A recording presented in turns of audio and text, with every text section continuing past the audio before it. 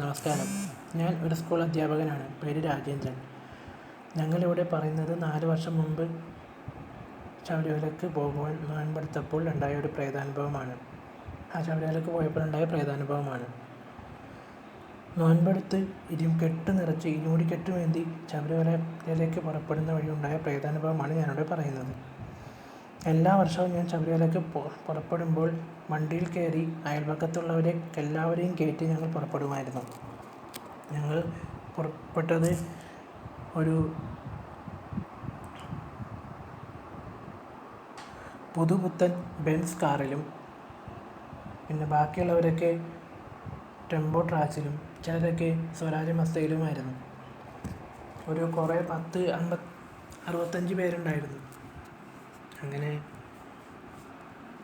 ഭക്ഷണം വണ്ടിയിൽ കരുതിയത് കാരണം വണ്ടി ഒരിടത്ത് നിർത്തി ഞങ്ങൾ അത്താഴം കഴിച്ചു. ഞങ്ങൾ പോയത് ലൈസൻസുള്ള വാഹനമാണെങ്കിലും അതിൽ സെൽഫ് ഡ്രൈവിംഗ് എന്ന സാഹചര്യം ഉണ്ടായിരുന്നു. ഉറക്കം വന്നപ്പോൾ വണ്ടി ഒരിടത്ത് നിർത്തി റെസ്റ്റ് എടുക്കുകയായിരുന്നു. പെട്ടെന്ന് എനിക്ക് മൂത്രശങ്ക കാരണം